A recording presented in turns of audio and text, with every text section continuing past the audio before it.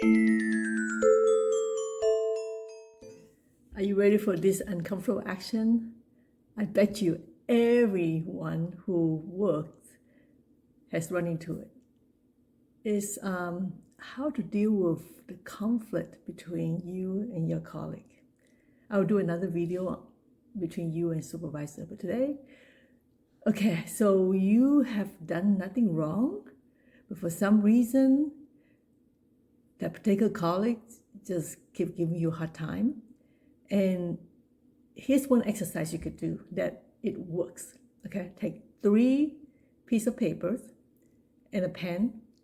And for some reason, it works when you write down than just typing it. Okay, so you write down all the frustration you have with this particular colleague, like F, S, whatever whatever emotion you have, you write down. You don't have to show it to anyone. Just write it all out from your perspective.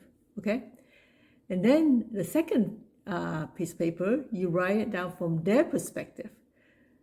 So you probably say, no, I'm not going to say it, but trust me, do it from their perspective, okay? And then the third piece of paper, write it from a third person's perspective, like an outsider who's not involved with this situation.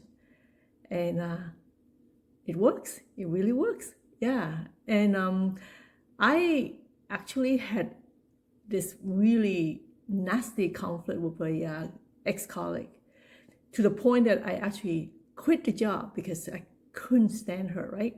And she was giving everyone a hard time. But for me, it's like, okay, I have enough of it. I quit the job. And then 2 jobs after that, after I get hired, I saw this new employee, text, and I saw her name. I was like, oh no, you must be kidding. So I kind of look at the name. She has a very unique name. Kind of like, are you kidding? But I just got the job. I couldn't quit it, right? So then I told myself, okay, this is unusual. So there must be God's plan for me to learn how to deal with this than just escaping it, right? So I keep my low profile, and sure enough, one day out of the blue, I got this nasty text saying, accuse me of all the things that I did not do, okay? And I said, okay, fine. I really need to face this. So I always approach it like, okay, this is how I feel. And is there something that I've done wrong? And if there's any miscommunication. So because the only thing we can control is ourselves, right? So I talk with her and I say, sorry if I did anything wrong and all that, even though of course I don't think I did anything wrong. And it really opens up the other person's heart, because when we feel like, okay, maybe there's something, because what we do is not how people perceive us. I learned that a long time ago. You could think that you are helping people, but if somehow they perceive your help is not what they want or how they see it, it's still not effective. So I was pretty proud of myself to take this uncomfortable action, because it was uncomfortable, right?